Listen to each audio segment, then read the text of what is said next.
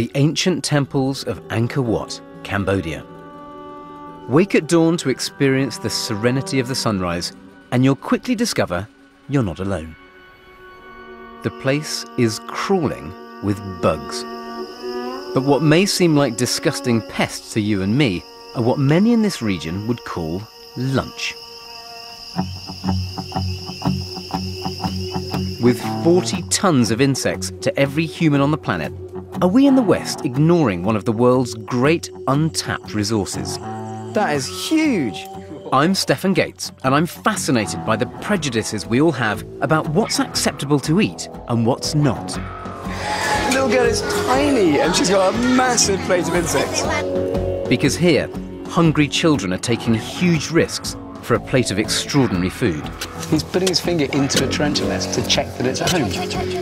I want to know if these little creatures might just hold the answer to the survival of our species. There's clearly a huge future for this. Ow! I've come to find out if eating insects can save the world.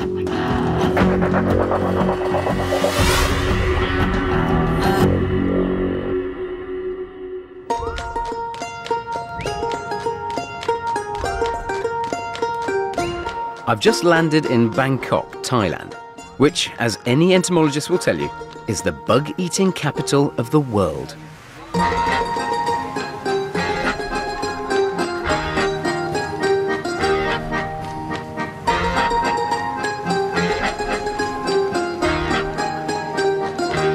Insect eating is completely normal here, so I've always wondered why the rest of us, including myself, find it so difficult to swallow.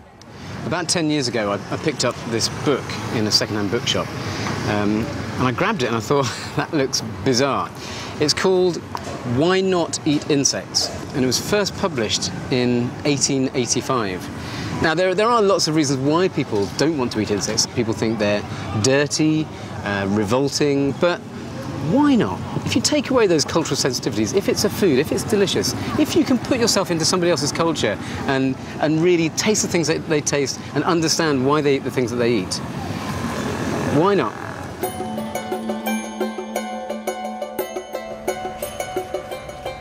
I hit the streets looking for dinner, and I quickly discover that when it comes to foods that we in the West find shocking, Thailand has it all.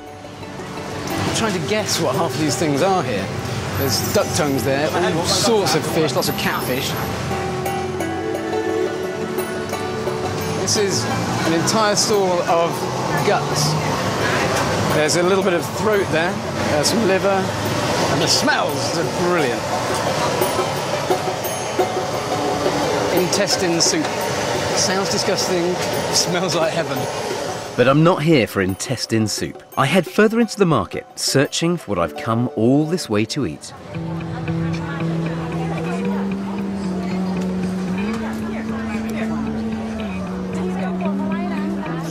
Insect sellers first came to this street to cater for country girls working here as prostitutes. But they quickly realised they could make extra money selling to curious tourists. They're so savvy that they even charge to take a snapshot.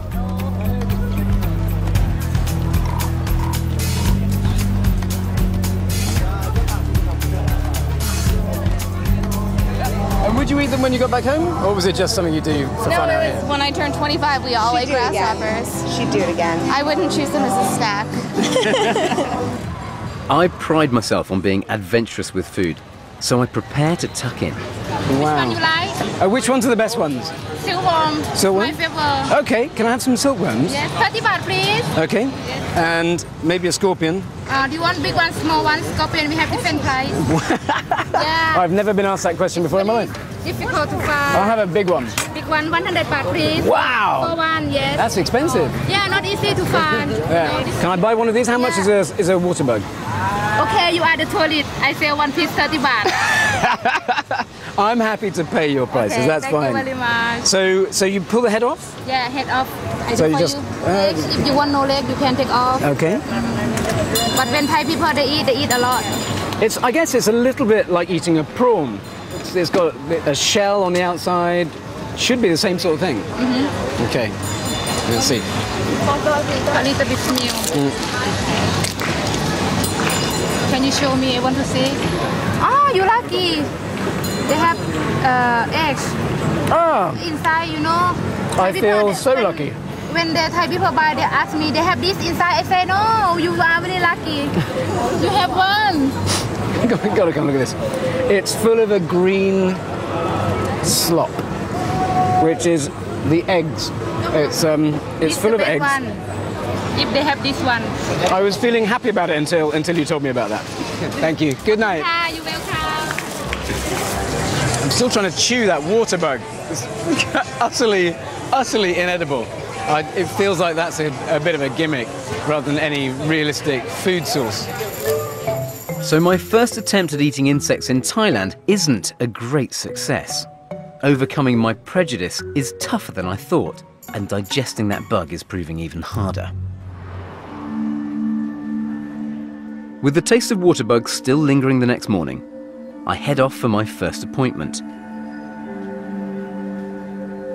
Here at the Food and Agriculture Organization at the United Nations, they're working hard to make insects an acceptable food source all over the world. I've come to meet Patrick Durst, the champion of the bug-eating movement.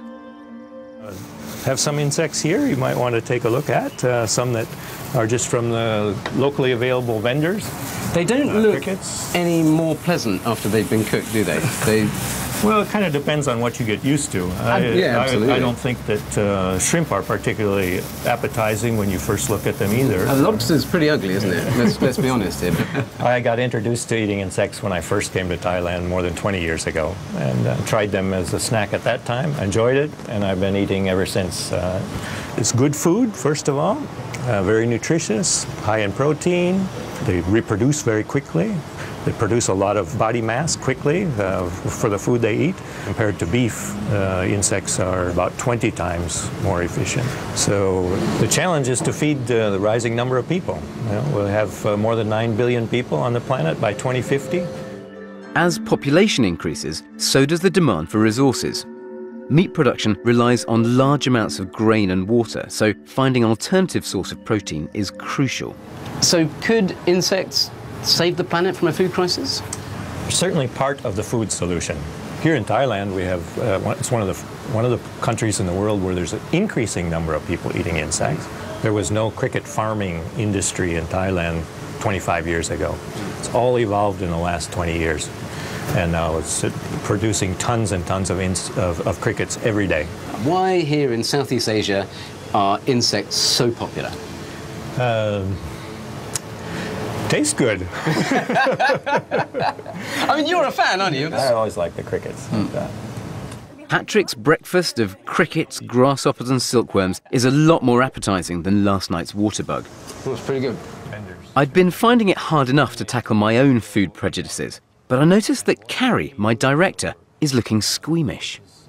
You're not eating too fast here, Karen. She's not big on that. The thing about the crickets is they do look like they're alive! It might be a bit childish to start flicking crickets, but if we look beyond our disgust, we might realise we've been ignoring a food that could just possibly change the world. 2 billion people already eat insects as part of their diet. There are over 1,900 thriving edible species, and even though they far outnumber humans, insects have a tiny carbon footprint. They need little water and produce few greenhouse gases. They're cold-blooded, so they don't waste energy keeping warm, and they produce protein while eating very little food. So if they could help solve the world's food crisis and save the environment, surely we should all put our cultural prejudices to one side and embrace the joys of eating insects. If only it was that easy. I still haven't quite got over my